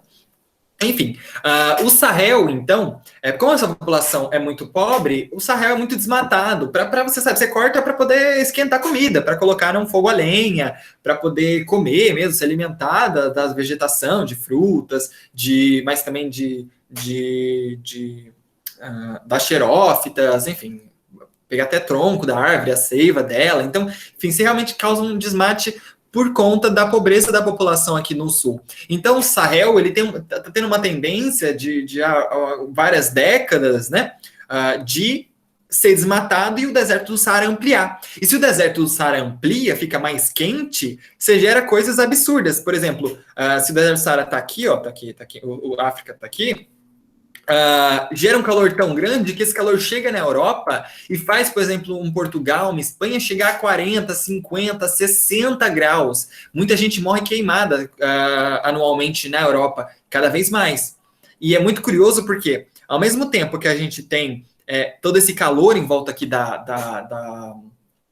em volta do deserto, a gente acaba tendo uma compensação, principalmente por conta de todas as cordilheiras que tem aqui, né? Tanto aqui na Grã-Bretanha, quanto Pirineus, Cárpatos, Balcãs, Montes Dinares, enfim, tem toda uma cadeia de montanhas que percorre todo o sul da Europa, faz com que essa umidade, esse calor, ele bata, só que ele não consiga chegar em zonas mais altas, fazendo com que fique mais frio ainda. Então, a gente acaba tendo, por exemplo, blizzards, que são tempestades de neve. Você tem que escavar seu carro, sabe? Isso aqui tem muito no Canadá, principalmente, mas também tem no norte da Europa, no norte da Ásia, né? A Rússia, principalmente, sofre bastante com essas tempestades de neves, que é o blizzard. Então, por que a gente não fala... por que a gente prefere muitas vezes falar mudanças climáticas do que aquecimento global? Porque não tem só um hiperaquecimento da Terra. Na verdade, as zonas quentes ficam muito mais quentes e as zonas frias ficam muito mais frias, principalmente pela distribuição de água no mundo. e que a água que vai fazer neve, a água que vai fazer tudo, porque está mais quente, o mundo tem um aquecimento global, evapora mais água, e mais água está chegando nos polos, ou perto dos polos. Então, mais água está se tornando neve, e mais neve está caindo. Então, não só nas mudanças não só tem um aquecimento global nas mudanças climáticas, mas a gente também tem um esfriamento, ou melhor, algumas tempestades de neves muito mais intensas em outros lugares. Então, por isso a gente fala mudanças climáticas, e não um ponto delas, da mudanças climáticas, é o aquecimento global, mas não é só isso que causa. Isso aqui é uma curiosidade, tem o olho de Richat na África, né? Que isso aqui é uma cratera super grande e é muito utilizada para pousos, porque dá para vocês verem. Estepes são a vegetação do deserto. Estepe fica normalmente em volta do deserto, porque no deserto não tem vegetação. Mas se você tem qualquer plantinha no deserto, se chama estepe. Quando a gente está olhando pelo próprio Google Maps, dá para ver esse olho de Richat. Ele tipo tem centenas, quase milhares de quilômetros. Ele fica aqui no norte da Mauritânia. Vou tirar aqui para vocês verem. É só mostrar. Quando tem pousos... Eita. Quando tem pousos sei lá, de alguém que foi para o espaço, enfim, como, por exemplo, quando o Neil Armstrong foi para a Lua e tudo mais, enfim, o olho de Richat, que é um olho mesmo, ele é o zono que, como você dá para ver de longe, é onde se normalmente utiliza para poder pousar, né? Então, é uma base, é um lugar militar, né? Porque é muito gigante. Vocês viram? Eu nem ampliei muito, já dá para ver o olho de Richat aqui na África. Então, tipo, é realmente gigante. Isso aqui tem milhares de quilômetros. Imagina que isso aqui é São Paulo inteiro, sabe? Isso aqui é todo o estado de São Paulo. Então, é realmente gigante, porque a África, né, ela é 3 vezes maior que a Europa, né? Na África cabe, pra vocês terem noção de tamanho, na África cabe Rússia, cabe Estados Unidos, cabe Brasil e ainda sobra para Groenlândia. Então, tipo assim, em área é uma coisa gigantesca o continente africano. Enfim. Mas claro, porque como você está colocando em 2D, acaba tendo distorções, principalmente ao norte e ao sul, e parece que o norte e o sul é maior do que mas na verdade é muito menorzinho, porque a Terra é redonda. Enfim, então, ao contrário de alguns pensamentos atuais, né? Enfim. Mas acaba tendo distorções. Oi. Com licença, você estava comentando sobre o intemperismo aí nos desertos, e quando o Rover passou a aula pra gente, eu fiquei, tipo, numa brisa. Talvez seja muito louca, mas, tipo, os desertos em algum momento já deve ter sido, tipo, um lugar de montanhas, porque por conta do intemperismo vai quebrando as rochas e vai virando, vai, tipo, quebrando e vai se degradando. Então, tipo, será que em algum momento, há muito tempo atrás, já foi montanhas a ponto de se degradar e virar, tipo, todos grãozinhos de areia, será? Ou é uma brisa muito... Não, uma ótima pergunta. Excelente. Porque você percebeu que, tipo, você tem planaltos, e os planaltos no mundo, assim, todo, eles vão se destruindo, vai se desgastando, vai sofrendo intemperismo, erosão, né? Erosão é destruição intemperismo é destruição de rocha, e erosão é destruição de solo. Então, ele vai se destruindo, uma hora tudo viraria planície, né? Seria essa a ideia. Só que, ao mesmo tempo que a gente tem no mundo... destruições, a gente também tem criações. A gente tem movimentos exógenos, que são de destruição, e endógenos de criação de relevo. Então, quais são os relevos que estão surgindo hoje em dia, por exemplo? São os Andes, os Himalaias, o sul da Europa, porque são um movimento de convergência de placas. Uma afunda, outra dobra, e aí relevo vai se formando. E aí, beleza, mas são em alguns pontos. Mas, por exemplo, você tem planaltos no meio do Brasil. No meio do Brasil, né, e a junção da África, por exemplo, quando tinha a Pangeia e foi quebrando, no meio disso não tem planaltos, só que, ao mesmo tempo, não tem convergência de placas, tem, na verdade, divergência. Então, o que acontece? É que quando isso já começa, é uma questão que já eleva um pouquinho o nível, né? Isso não vai... dificilmente vai cair no vestibular, no máximo a guisa de curiosidade, mas pense o seguinte, Pangeia, que é todos os continentes juntos, pensando assim, tipo, tem a Terra, enfim, fazendo as minhas mãos é o continente, né, ela existia há 500 milhões de anos atrás, só que a Terra tem 4,5 milhões de anos, então, o que se entende? Que os continentes, eles abrem e fecham. Tinha Pangeia, mas antes a Pangeia era quebrada num continente antigamente chamado Rodínia. E esse Rodínia também ele já foi quebrado, já deu a volta e se chamava Colúmbia. Enfim, então pelo menos uns 2, 3 supercontinentes a Terra já teve. Se a gente teve a Pangeia e ela está se quebrando, o Brasil e a África para estar se afastando, uma hora elas vão se juntar do outro lado. Então, a Terra, ela já sofreu muito, onde está no meio do Brasil, no meio da África, hoje, há 1 bilhão de anos, 2 bilhões de anos, já teve convergência de placas, já teve criação de relevo. Então, os planaltos no meio do Brasil, como, por exemplo, em São Paulo, a gente tem o planalto do Jaraguá, ele tem 600 milhões de anos. Mais do que ele é mais antigo que Pangeia. Então, por que ele é alto? Porque foi uma convergência de placas muito mais antiga. Então, o planeta é muito mais dinâmico do que a gente imagina. Ele tem uma história muito mais longa e muito mais complexa. Então, é por isso. Então, em todo lugar do mundo, cedo ou tarde vai se elevar relevo ou vai ser também destruído. Então, enfim, por isso que tudo no fim não vira uma eterna planície, né? Tudo acaba ficando no mesmo nível, porque tipo relevo se cria e relevo também se destrói. São os movimentos endógenos e exógenos. Então, é mais ou menos isso. É uma resposta um pouco complexa, fiquem tranquilos, não é obrigação, mas é isso, porque a gente já teve vários supercontinentes e vários pontos, né, a gente já teve várias configurações de continentes, né? Às vezes mais quebrados, às vezes menos. Enfim, e aí teve convergência e divergência em todo lugar do mundo, e assim vai continuar até a Terra sumir, né? Até o Sol explodir daqui 5 bilhões de anos e a gente não tem mais nada disso. Entendeu? Entendi, obrigado, professor. Então, basicamente, tipo, na mesma sintonia que tudo se destrói, tudo se constrói, é isso, né? Isso, exatamente. Perfeito.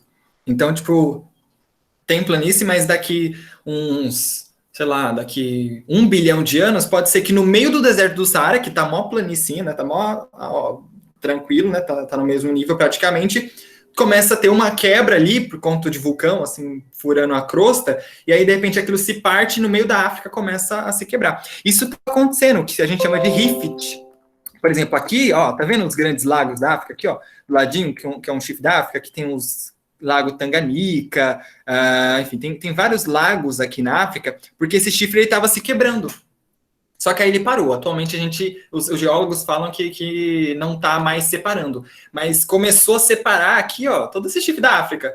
Então, mas provavelmente, talvez, daqui 1 bilhão de anos, isso aqui seja todo separado. Enfim, e depois pode voltar, e aí vai separando, aí bate em outro continente, e depois a África bate em outro, e vai quebrando tudo. Enfim, aí um passa por baixo do outro, levanta. Então, enfim, é isso, é uma coisa complexa. Então, os continentes estão sempre se quebrando, se juntando e formando relevo e destruindo relevo. Então, é bem complexo. Beleza, então. Com o aumento, então, do Saara, com o desmatamento do Sahel, a gente vai tendo um grande incentivo aos desastres das mudanças climáticas, tanto com questões de aquecimento da Terra, com muitas mortes, quanto de esfriamento. Já vi fotos, assim, absurdas, assim, de gente necrosada, tipo, pessoas na rua, sabe? Enfim, animais, é triste. Animais dentro de um bloco de gelo, sabe? É triste. Raposa, por exemplo. Então, enfim, não vou trazer essas fotos para vocês, claro, tadinhos. Mas, enfim, só para vocês terem em mente que é horrível, sabe? Tipo, ver mais aprofundadamente essas imagens, né? Enfim, para não falar em imagens de Estado Islâmico, né? Quando for dar aula de Oriente Médio. Vou falar para vocês uma história bem louca. Enfim, então a gente tem desertos quentes, que são o tipo deserto do Saara, que são ergs, regs, são tipos de desertos quentes, e a gente tem desertos frios. Desertos frios são de gelo. Né? Isso aqui é um deserto. Não... Por que é deserto? Porque não tem vegetação. Deserto é não ter vegetação. E a gente tem tanto deserto quente quanto deserto frio. A última coisinha que eu queria só acrescentar, enfim, isso aqui é uma tempestade de areia, né? Falando em desertos e tal, né? Enfim, quando a gente tem baixas pressões, principalmente a linha do Equador, e altas pressões no meio do deserto, essa alta pressão ela empurra ventos. E o Equador, por exemplo, recebe, porque é baixa pressão. E aí, nessa dinâmica de ventos sendo dispersados no deserto, a areia, principalmente das dunas, quando é mais fininho, ela acaba sendo levada também. Então, a gente acaba tendo essas tempestades de areia. Isso aqui é uma cidade inteira, gente. Isso aqui é absurdo. Tem uma outra foto aqui, ó. Isso aqui são casas, sabe? Tipo, assim, olha o tamanho disso. Isso aqui é um monstro, né? Fica meia hora, 1 hora passando esse vento até acabar, né? Então, tipo, realmente as cidades são soterradas com isso. Eu não sei se vai dar tempo, né? Qualquer coisa eu posso deixar para o Rover falar isso, né? Que é o papel dele. Eu queria só passar rapidinho para vocês. Eu vou tentar falar o mais rápido que eu puder. Que são os domínios morfoclimáticos botânicos, né? Normalmente se chama só de domínios morfoclimáticos, mas o nome correto mesmo vai ser domínios morfoclimatobotânicos. Uma palavra gigantesca. Morfo é forma, que é a geomorfologia. Clima vai ser a climatologia. E botânicos vai ser a vegetação. O Aziz Absaber, ele pegou o Brasil e ele classificou contando a forma, o relevo, o clima e a vegetação, toda a vegetação brasileira, em 7 biomas brasileiros, em 7 domínios. Então isso aqui não é vegetação, isso aqui é mais do que vegetação. Você contabiliza os 3. Eu queria, pelo menos para vocês terem uma noçãozinha, eu vou tentar passar rápido, não vou também contar muita história, porque não vai dar muito tempo, mas entendam que se vocês entenderem isso aqui, vocês entenderam todas as aulas passadas de clima, de biogeografia e de geomorfologia, de geologia, enfim. Por quê? O Aziz, ele juntou os 3. Então, por exemplo, a gente vai pegar o domínio amazônico, né? Lembra que o mapa... tá aqui, ó. Tirem um print disso, eu acho que vai ser legal. Depois copiem e tal, né? Vai estar também no Moodle, enfim. Esses são os domínios, né? Então, quando você pega um domínio amazônico, você vai ter que me dizer amorfo, o clima e o botânico, né? Climatobotânico. Então, vai ter que me dizer 3 coisas para cada um desses domínios, para caracterizá-los e criar regiões mais homogêneas, né? Que tenham relevo, clima e vegetação semelhantes. Por exemplo, se a gente pega, né, o mapa do relevo do Aziz Absaber é esse, não é lá o do Jurandir Ross, né? O Aziz usou o dele, né? O Jurandir é mais recente, depois o Radam Brasil, né? Depois da década de 70 e tal. Por exemplo, domínio amazônico. Qual que é o relevo? Relevo aqui, no mapinha, planície. Planície, né? Planície, terras baixas amazônicas é o nome que ele dava. Mas basicamente está na planície. O clima é equatorial, tá no Equador. Qual que é a vegetação? É a floresta amazônica. Então, o domínio amazônico vai ser de planícies, vai ser clima equatorial e vai ser a vegetação de floresta equatorial. Se a gente pega o domínio do Cerrado, Cerrado ele ocupa principalmente o centro-oeste brasileiro. Qual que é o relevo daqui? São planaltos, aqui, ó, planalto brasileiro, que vai quebrando em vários. Qual que é o clima? Tropical. Qual que é a vegetação? É o cerrado. Então, o domínio do cerrado vai ser de planaltos, um tropical, mas só para qualificar melhor esse tropical, seria um tropical continental, porque está dentro do continente, não é o tropical que está perto dos oceanos, né? Enfim, então não é um tropical úmido, é um tropical continental. Só estou redefinindo, assim, às vezes você vai vendo, tipo, que tem cada uma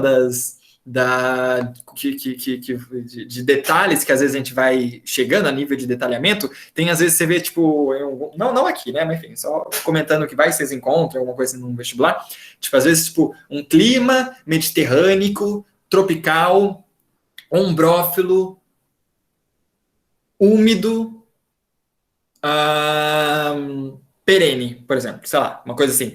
Então, enfim, tipo, às vezes chega uns nomes com um monte de palavrinha, mas enfim, a primeira é que manda. Tropical é porque tá no trópico, pronto, acabou, né? Continental porque tá no continente, só para dar uma detalhadinha, né? Enfim, tá, domínio do cerrado, então. Que o cerrado é um hotspot, né? Um ponto quente, é um ponto de ameaça de biodiversidade. Para ser considerado um hotspot, tem que ter 3/4 da vegetação, da fauna, que é os animais. Não, pera. 3/4 da flora, que é a vegetação ameaçada, e 1.500 espécies da fauna, de animaizinhos, em extinção. Então, assim, tem que estar todo acabado, assim, está sendo super destruído com risco de sumir do mundo. Então, aí se considera hotspot. E aí vira um ponto geopolítico. Assim, quem coordena e às vezes dá muito subsídio é a ONU, por exemplo. Então, porque hotspot é um critério internacional. Enfim, a Mata de Araucária não é um hotspot porque ela não tem esse problema de biodiversidade tão grande, né, em fauna e flora. Enfim, domínio dos mares de morros, que vai ter, então, aqui, ó, domínio de mares de morros, Enfim, já começa a mudar o nome. O Cerrado, vocês ainda sabem onde está a Amazônia, onde está. Mares de Morros vai ser aqui, ó, o litoral brasileiro. Sabe? Todos esses planaltos aqui. E nesse litoral, a gente chama de mares de morros, porque realmente são mares de morros. Você olha para as imagens. Deixa eu trazer aqui para vocês. Isso aqui, ó. Não, enfim, não vai dar para fazer, mas, ó. Isso aqui é o domínio de mares de morros. Ó, são tipo mares de morros. E eles são chamados de mamelonares, porque são tipo um melão. Corta o melão no meio, aí você vai colocando os melãozinhos, aí fica, parece que é um monte de pedaço de melão. Enfim, o Aziz Abissaba olhou para isso e falou, melão, enfim, os mamelonares. E qual a vegetação, qual que é o clima? Clima tropical, é um tropical úmido, é um tropical litorâneo, que está no litoral. Qual que é a vegetação? É a Mata Atlântica. Então, enfim, a gente vai então no domínio dos mares de morros, vai ser de planaltos, mamelonares, tropical, qualificando úmido, de Mata Atlântica, que também é um outro hotspot brasileiro. São os dois hotspots brasileiros, o Cerrado e a Mata Atlântica. Depois a gente tem o domínio das araucárias, que fica lá no sul, aqui, ó, fica bem aqui no sul, ó, Planalto Meridional. Então, é Planaltos, qual que é o clima? Subtropical. Qual a vegetação? Araucária. Então, enfim, domínio das araucárias, Planalto, subtropical, araucária. Domínio da Caatinga. Caatinga, aqui, ó, tem os planaltos nordestinos, né? Que é o Planalto do Borborema. Atualmente, na verdade, a gente tem que ter uma depressão, que é a depressão sertaneja, e tem Planalto do Borborema só aqui no meiozinho. Mas na classificação do Aziz, tudo era Planalto, né? Porque não tinha tecnologia suficiente para fazer que nem foi o projeto da Dan Brasil, não tinha satélite, né? Então isso aqui era considerado tudo Planalto, né? Hoje em dia seria depressão. O clima semiárido, vegetação Caatinga, Mata Branca. Então, domínio da Caatinga são... que ele colocou depressão, né? Enfim, para o Aziz Abissaba seria Planalto, só que atualmente, pela denominação do Júnior de Rosa, é muito mais coerente falar depressão, né? Que se chama depressão sertaneja. Semiárido, Caatinga. E, por fim, o domínio das pradarias. A gente pode chamar de... é a mesma coisa, praticamente. É pradaria, estepe e campos.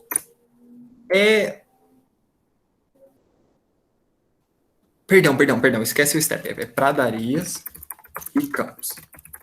Tá? É a mesma coisa, tá? Enfim. Campos a gente chama normalmente no Brasil e pradaria a gente chama no mundo em geral. Então, enfim, a gente vai ter essa aqui, que vai estar no sul. É bem o extreminho sul aqui do Brasil. Ó. Vai ser os planaltos aqui. Clima subtropical. Vegetação é mata de campos. Tudo bem? Então, domínio das padarias tem planaltos, só que no sul são planaltinhos pequenos, não são planaltos mamelonares. Também tem essa dinâmica de ter uma desregularidade no relevo, só que vai ser de planaltinhos pequenos que a gente vai chamar de coxilhas. Deixa eu trazer uma imagem de coxilhas para vocês verem. Cadê coxilha? Tá aqui. Cadê a coxilha? Eu trouxe uma coxilha, não achei a coxilha. Cadê? Aqui, ó. Aqui, isso aqui é uma coxilha. É pequenininho. Enfim.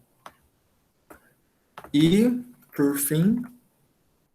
então aqui, a gente pode chamar de campos, padarias e pampas. Eu sabia, não era estepe. Eu sabia que tinha um terceiro. É pampa. Pode ser pampa também, tá? Pradaria, campo, pampa. Normalmente se chama no Brasil de pampa. No mundo, essas vegetações a gente chama de pradaria. No fim, todas são campos. Enfim, são o mesmo nome. É tudo para qualificar, né? Normalmente, para o Brasil, a gente chama sempre de pampa. Não vai chamar de pampa a mata de campos da Argentina, sabe?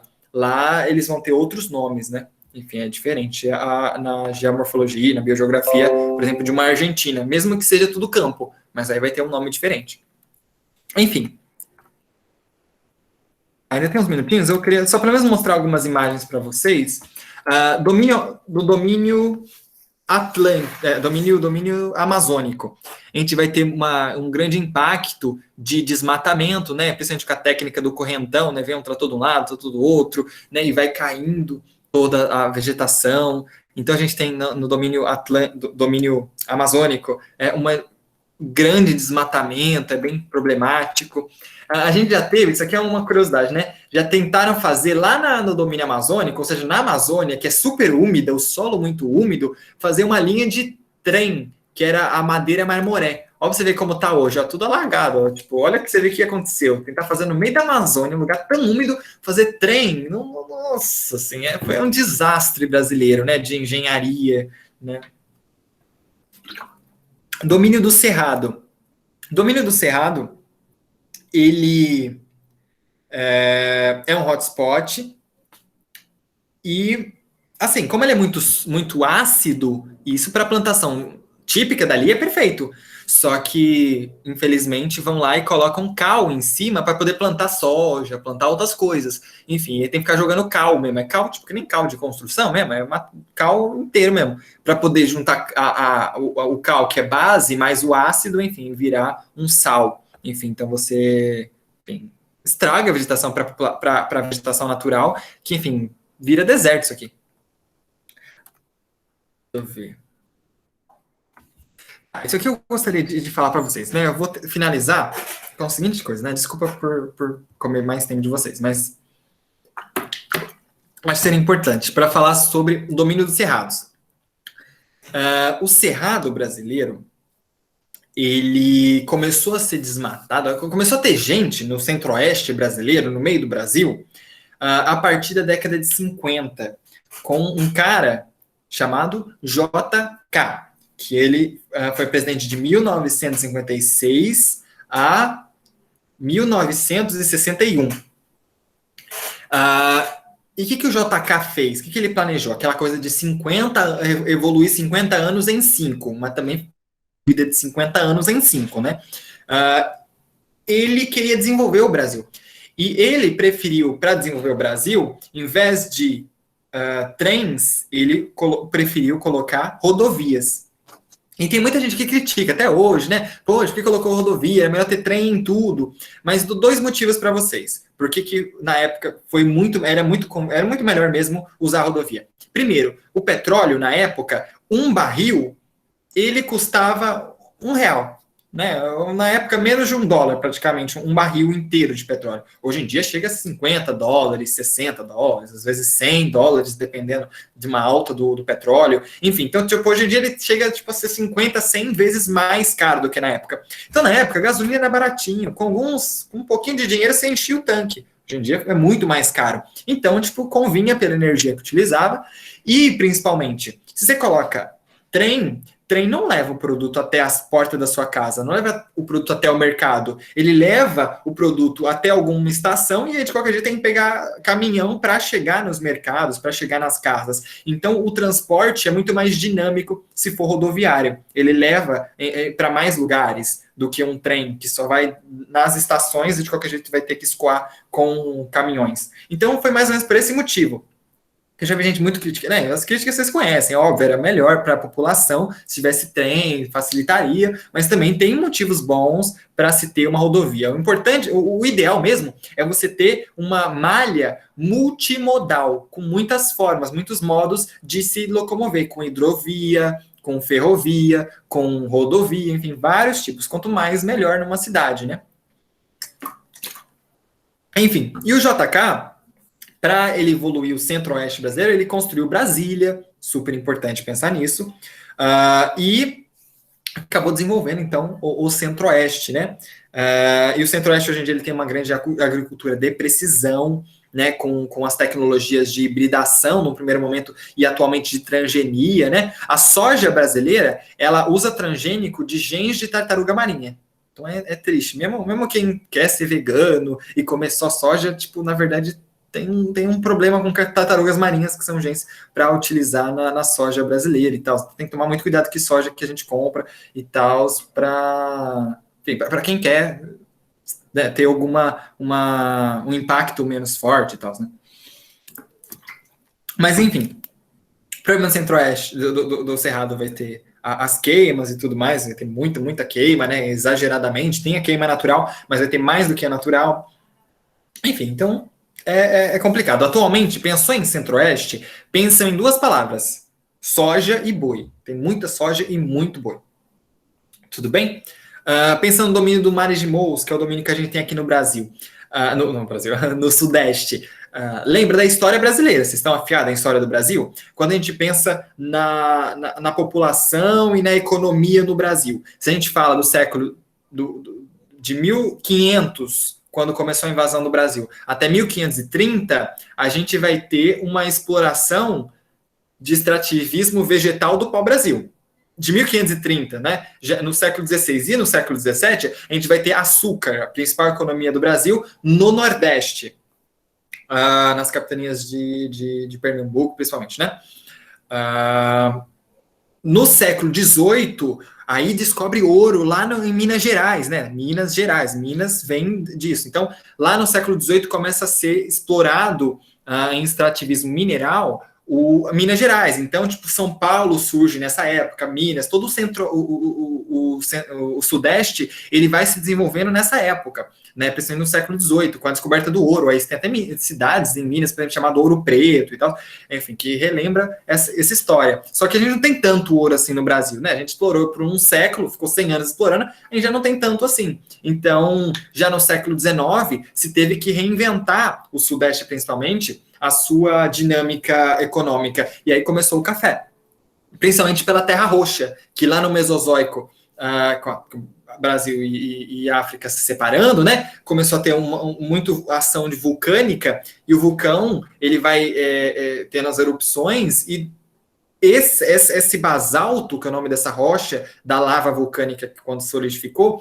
ele, ao ser degradado por intemperismo, gera um solo muito fértil, que a gente chama tal de terra roxa, né? Enfim, que é uma terra vermelha. Você vê no solo terra vermelha, isso é a terra roxa. Por que se chama roxa e não vermelha? Porque em espanhol, o vermelho é rosso. E aí a gente no Brasil entendeu rosso de roxo, enfim. Então a gente teve essa questão aí, chama de terra roxa, sendo que é uma terra vermelha.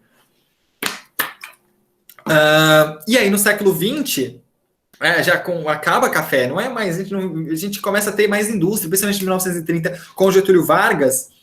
E aí a gente começa no século XX a ter uma industrialização do Brasil. E atualmente, no século XXI, a gente já pensa numa desindustrialização, né? Alguns autores já falam disso. Mas, enfim, então, por que eu contei essa linha? Porque quando a gente pensa em Sudeste brasileiro, ele basicamente surge no século XIX por conta do café. Que é onde ele vai ter mais pujança, né? Assim como no século XVIII, já começa a ter aí o Centro-Oeste, né, com Minas Gerais primeiro, mas no século XIX, por causa do café, vai ser São Paulo. Pessoal, tem uma cidade no interior de São Paulo que se chama Terra Roxa, deve saber isso, exatamente, que é um derramamento basáltico chamado derramamento Serra Geral, que pega todo o sul brasileiro praticamente. Enfim, no domínio das araucárias, é importante falar que principalmente para a indústria madeireira, para desmatar a araucária, principalmente para a agropecuária, e a araucária está tudo no sul, né? E principalmente por causa da urbanização. Então, enfim, é importante. Domínio da Caatinga, a gente vai ter também desmatamento, vai ter as transposições do Rio São Francisco, enfim, que também causa muitos impactos. E por fim, né? Enfim, não dá para contar tudo, mas pelo menos para vocês terem uma visãozinha. E o domínio das pradarias, que é do sul do Brasil, a gente já contei a historinha dos bois, é muito boi, é 200 anos lá pisoteando, tá virando deserto tudo aquilo. Lembrando que na Caatinga a gente vai ter muito mais animais que são cabras, né, caprinos. Por isso que lá no Nordeste tem toda uma cultura de falar cabra macho, sabe? Por que cabra? Por que tem essa cultura até nas gírias do Nordeste? Porque cabra consegue viver num ambiente semiárido. Melhor do que um boi, muito mais que um boi. Já no sul não tem cabra, tem muito mais boi, né? Por isso que a gente é um polo de exportação de boi. A gente às vezes exporta vivo, principalmente por Oriente Médio, para eles fazerem um abate sagrado específico lá. Então a gente até exporta boi até vivo. Enfim, é muito louco. E a última do Zeb Saber, né, que seria a mata de transição, que seria Pantanal, Mangue, Mata dos Cocais, Restingas, são vegetações que estão transitando entre uma e outra, né, tipo entre um cerrado e uma caatinga, em um cerrado e a Mata Atlântica. Então, nessa zona de transição, a gente tem matas que não são nenhuma nem outra, são coisas próprias, e aí seriam as matas das zonas, os domínios de transição. Então, enfim, consegui pelo menos passar por cima. É isso, gente. Obrigado e até a próxima aula. Vai ser, acho que, hidrografia, né? Tenho 99% de certeza que vai ser isso. Enfim, se alguém tiver alguma pergunta, só ficar aqui e perguntar.